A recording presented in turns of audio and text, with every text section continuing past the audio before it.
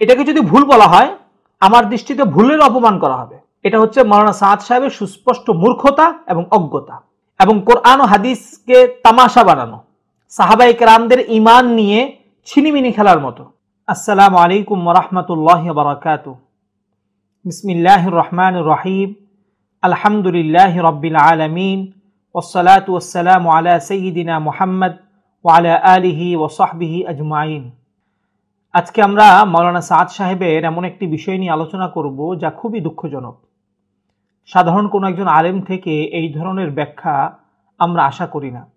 সেখানে দাওয়াতে তাবলীগের মতো বিশ্বব্যাপী একটি দাওয়াতের শীর্ষ পর্যায়ের একজন ব্যক্তি এবং নিজামুদ্দিন মারকাজের আমির থেকে এ ধরনের বক্তব্য কোনো মুসলমান কখনো আশা করতে পারে না। বিষয়টি হচ্ছে হায়াতুস সাহাবার হিজরত অধ্যায়ের মধ্যে এসেছে।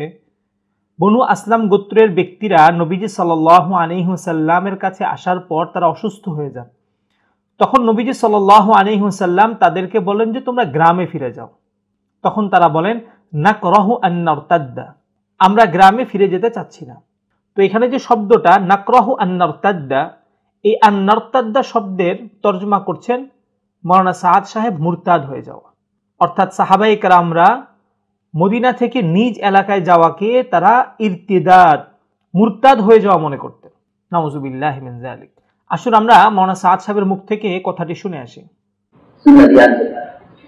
ये मैंने आज अपनी तरतीब से हटकर किताब इसलिए पढ़ी कि जो सहाबा फितरे में पड़ गए, क्योंकि ये तो इस जमाने में समझा जाता है, ये तो इस जमाने में समझा जाता है कि इब्तिदाअ इस्लाम से फिरने को कहते हैं। सुना में क्या कह रहा, सब तो जो सुनना बात, जैसे इस जमाने में समझा जाता है कि इब्तिदाअ इस्लाम से फिरने को कहते हैं, वरना दौरे सहाबा में मदीना मुनव्वरा से पलटकर अपने इलाके में जाने को भी सहाबा इब्तिदाअ समझते हैं। मैं ये कहना चाहता हूँ इस दर्जे अमला, इतना इस दर्जे मुजतमा था, इतना इस दर्जे अमला मुजतमा था कि सहाबा मदीना मुनव्वरा से अपने इलाके में वापस जाने को भी इब्तिदाअ समझते हैं। पढ़ते नहीं हो, निजामुद्दीन आने से इनकार करना मामूली बात नहीं। আশা করি আপনারা মনোযোগ সহকারে কথাটি শুনেছেন এবং মাওলানা সাদ সাহেব নিজেও মনোযোগ সহকারে কথাটি শুনতে বলেছেন। এখন দেখুন, এখানে তিনি যে বলতে চাচ্ছেন যে আমরা ইরতিদাদ অর্থাৎ ধর্ম ত্যাগ করাকে মনে করি ইসলাম ধর্ম থেকে অন্য ধর্মে চলে যাওয়া। সাহাবায়ে কেরাম মুরতাদ হওয়া বা ইরতিদাদ বলতে তারা বুঝতেন মদিনা থেকে অন্য কোথাও হিজরত করাকে তারা ইরতিদাদ মনে করতেন, ধর্ম থেকে ফিরে আসা মনে করতেন। নাউযুবিল্লাহি মিন যালিক। আসুন আমরা শুরুতে আপনাদেরকে হায়াতুস সাহাবা থেকে বর্ণনাটি একটু দেখাই। যেমন দেখুন, ফাকালা রাসূলুল্লাহ সাল্লাল্লাহু আলাইহি ওয়াসাল্লাম ইয়া আসলামু আবদু ক্বালু ইয়া রাসূলুল্লাহ নাকরাহু আন নারতাদ্দা। নবীজি সাল্লাল্লাহু আলাইহি ওয়াসাল্লাম বললেন তোমরা মরুভূমি বা গ্রামে চলে যাও। তারা বললেন হে আল্লাহর রাসূল, আমরা ফিরে যেতে অপছন্দ করছি। যে কোনো ভাষার সাথে যার কোনো সম্পর্ক আছে সে এই বিষয়টি জানে যে প্রতিটি ভাষার মাঝে এমন কিছু শব্দ থাকে যে শব্দগুলো বিভিন্ন অর্থে ব্যবহৃত হয়।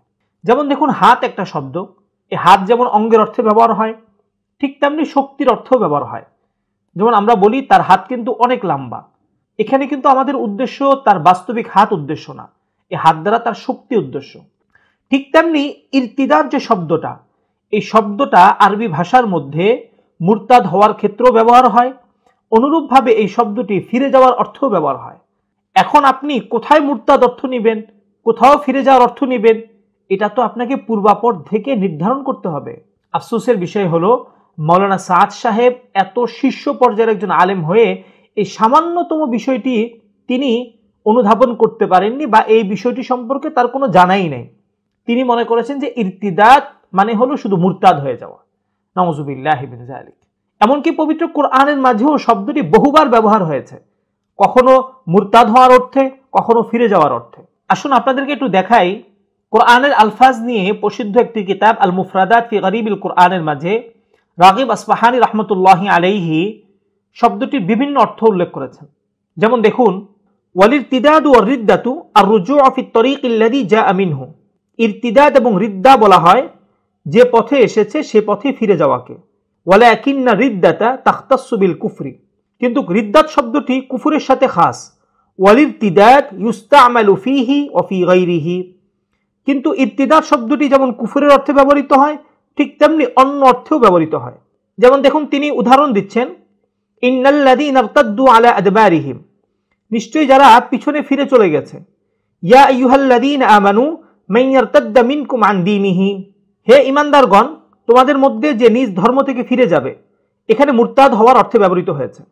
অনুরূপভাবে ওয়ামান ইয়ারতাদিদ মিনকুম আন দীনিহি ফায়ামুত ওয়া হুয়া কাফিরুন, আর তোমাদের মধ্যে যে স্বীয় ধর্ম থেকে ফিরে যাবে তারপর কাফের অবস্থায় মৃত্যুবরণ করবে। ফারতাদ্দা আলা আসারিহিমা কাসাসা, তারপর তারা নিজেদের পদচিহ্ন অনুসরণ করে ফিরে গেলেন। এখানে ইরতাদ্দা শব্দটি ফিরে যাওয়ার অর্থে ব্যবহৃত হয়েছে। ইন্নাল্লাযীনা ইরতাদ্দু আলা আদবারিহিম মিন বা'দি মা তাবায়্যানা লাহুমুল হুদা, যারা ফিরে চলে গিয়েছে তাদের সামনে সরল পথ স্পষ্ট হওয়ার পর। ওয়া নুরাদ্দু আলা আকাবিনা, আমাদেরকে আমাদের পিছনে ফিরিয়ে দেওয়া হবে। লা তারতাদ্দু আলা আদবারিকুম, আর তোমরা তোমাদের পিছনে ফিরে যেও না। ফালাম্মা আনজা আল বাশীরু আলকাহু আলা ওয়াজহিহি ফারতাদ্দা বাসীরা, তারপর যখন সুসংবাদ বাহক পৌঁছালো তখন সে সেই জামাটি তার চেহারার উপর রাখলো, ফলে তিনি পুনরায় দৃষ্টিশক্তি সম্পন্ন হয়ে গেলেন। আশা করি আপনারা লক্ষ্য করেছেন যে ইরতাদ্দা শব্দটি কোরআনের মধ্যে যেমন মুরতাদ হওয়ার অর্থে ব্যবহৃত হয়েছে ঠিক তেমনি শব্দটি ফিরে যাওয়ার অর্থেও ব্যবহৃত হয়েছে। এখন কথা হলো, আপনাকে তো আকপিস থেকে বুঝতে হবে যে এটা কি মুরতাদ হওয়ার অর্থে না এটা ফিরে যাওয়ার অর্থে। এমনকি দেখুন বাংলা হায়াতুস সাহাবার মাঝেও তর্জমাটা করা হয়েছে ফিরে যাওয়ার অর্থে। যেমন দেখুন, ইয়া রাসূলুল্লাহ, আমরা গ্রামে ফেরত চলিয়া যাওয়াকে পছন্দ করি না। দেখুন নবীজি সাল্লাল্লাহু আলাইহি সাল্লাম আদেশ করছেন যে তোমরা গ্রামে চলে যাও, আর তারা জবাব দিচ্ছেন আমরা মুরতাদ হতে অপছন্দ করছি। সাহাবায়ে কেরামরা কি এত জাহেল ছিলেন? আদেশ এবং জবাবের সাথে কোনো মিল আছে? কোনো মিল নেই। মাওলানা সাদ সাহেব যদি সামান্য একটু চিন্তা করতেন তাহলেও তিনি মনে হয় এই ধরনের মূর্খতাপূর্ণ তর্জমা তিনি কখনো করতেন না। এটাকে যদি ভুল বলা হয় আমার দৃষ্টিতে ভুলের অপমান করা হবে। এটা হচ্ছে মাওলানা সাদ সাহেবের সুস্পষ্ট মূর্খতা এবং অজ্ঞতা, এবং কোরআন ও হাদিসকে তামাশা বানানো, সাহাবায়ে কেরামদের ঈমান নিয়ে ছিনিমিনি খেলার মতো। 2018 সালে আমার যে সমস্ত ভাইরা হাজার হাজার তালিবুল ইলম সাধারণ তাবলিগি ভাইদের রক্তাক্ত করেছেন, তাদের নিকট আমি প্রশ্ন রাখতে চাই, কার জন্য তাদের মাথায় বাড়ি দিয়েছেন? কার জন্য তাদের রক্ত ঝরিয়েছেন? যেই ব্যক্তিটা নবীজি সাল্লাল্লাহু আলাইহি ওয়াসাল্লামের হাদিসের অপব্যাখ্যা করে, সাহাবাদের সম্পর্কে এমন বাজে কথা বলতে পারে, এবং আমার যে সমস্ত ভাইরা ইজতেমার মাঝে মাওলানা সাদ সাহেবকে আনার জন্য দৌড়ঝাঁপ করছেন, তাদের নিকট সবিনয় অনুরোধ করছি, কেন করছেন? কি জন্য করছেন? আল্লাহর জন্য করছেন? রসুলের জন্য করছেন? নাকি এমন ব্যক্তিকে আনার জন্য চেষ্টা করছেন যে ব্যক্তি আসলে কোরআন ও সুন্নাহর তো কোনো ফায়দা হবেই না, বরঞ্চ কোরআন ও সুন্নাহর কিছু নতুন অপব্যাখ্যা আপনি শুনতে পাবেন। সাদ সাহেব এই অপব্যাখ্যা করার কারণ হচ্ছে তিনি নিজামুদ্দিনকে সাধারণ ভাইদের নিকট একটা পবিত্র স্থান রূপে তিনি পেশ করতে চান। কোরআনে কোন আয়াতের মধ্যে নিজামুদ্দিনের ফজিলত বর্ণিত হয়েছে? কোন হাদিসের মধ্যে নিজামুদ্দিনের ফজিলত বর্ণিত হয়েছে? তাহলে নিজামুদ্দিনকে এত বড় রূপে পেশ করার কি দরকার আছে? কেন আপনি নিজামুদ্দিনের ফজিলত বর্ণনা করতে গিয়ে নবীর উপর আক্রমণ করে বসেন, সাহাবাদের উপর আক্রমণ করে বসেন, নবীর হাদিসের অপব্যাখ্যা করেন? এই জন্য আমি আমার সাদপন্থী ভাইদেরকে বলবো, কোরআন ও সুন্নাহকে ভালোবাসুন, ব্যক্তিকে নয়। ব্যক্তি যদি কোরআন ও সুন্নাহর উপর থাকে, কোরআন ও সুন্নাহ অনুযায়ী কথা বলে, ব্যক্তিকে মহাব্বত করো। যদি ব্যক্তি কোরআন ও সুন্নাহ থেকে বিচ্যুত হয়ে যায়, কোরআন ও সুন্নাহ অপব্যাখ্যা করে, তাহলে আল্লাহর জন্য তাকেও অপছন্দ করুন। এটা হচ্ছে ইসলামের শিক্ষা। দিনের পর দিন যে ব্যক্তি অপব্যাখ্যা করে যাচ্ছে সেই ব্যক্তির জন্য আপনি দিন রাত ধৈর্য করছেন।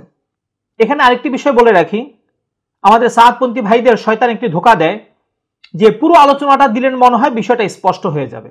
আমাদের পূর্বের আলোচনাটি সম্পর্কে অনেক ভাই কমেন্ট করেছেন যে পুরো আলোচনাটি দেওয়ার জন্য। ভাই, পুরো আলোচনাটি তো অনলাইনে পাওয়াই যায়, আপনি সেটা শুনেন। আর পুরো আলোচনা দিলে কি কোনো একটা কথা হা থেকে না হয়ে যাবে, না থেকে হা হয়ে যাবে? এবং আপনি দেখবেন মাওলানা সাদ সাহেব এই সমস্ত গুমরাহি কথা বলার পূর্বে তিনি ব্যক্তিদেরকে মনোযোগ সহকারে শোনার কথা বলেন। একজন ব্যক্তি মনোযোগ সহকারে বলার পর তো তিনি গুরুত্বপূর্ণ কথাটাই বলবেন। আমাদের আজকের আলোচনাটাও দেখবেন মনোযোগ সহকারে শুনতে বলছেন, এরপর তিনি যে বক্তব্যটা দিচ্ছেন সেটাই কিন্তু আমরা তুলে ধরেছি। এখন আপনি বলবেন পুরোটা দেওয়ার জন্য। ভাই, পুরোটা তো অনলাইনে পাওয়াই যায়, আপনি সেখান থেকে একটু দেখেন, দেখার পর দেখেন আপনি হাকে না হয় কিনা, নাকে হা হয় কিনা। এটা আসলে মূলত শয়তানের ধোঁকা। বনি ইসরায়েলি কিছু মানুষ বাছুর পিতিতে আসক্ত হয়ে গিয়েছিল, ঠিক তেমনি সাদপন্থীদের কিছু ভাইদের দেখলে মনে হয় যে তারা সাদ পিতিতে আসক্ত হয়ে আছে।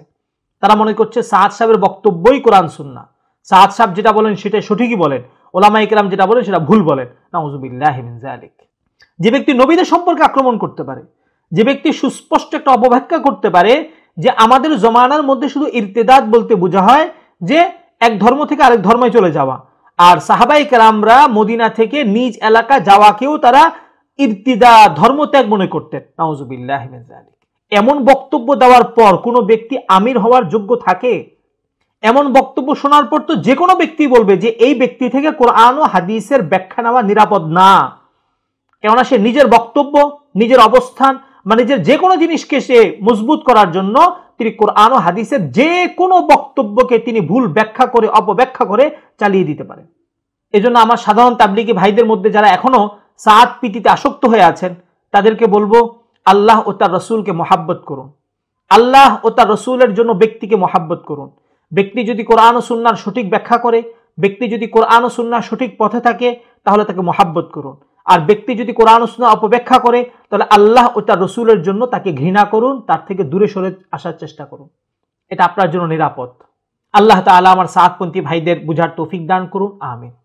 এবং আমার যে সমস্ত ভাইরা সাদ সাহেবকে ইস্তেমালার জন্য চেষ্টা করছেন তাদেরকে বলবো, তিনি এসে যখন কোনো অপব্যাখ্যা করবেন এটা যে শুধু তার গুনাহ হবে বিষয়টা এমন না, বরং এই গুনার ভাগ আপনিও হবেন। এবং এই বক্তব্য বিশ্বাস করে যে সমস্ত ব্যক্তিরা গোমরাহ হবে প্রত্যেকের গুনাহের ভাগ আপনি নিজেও হবেন।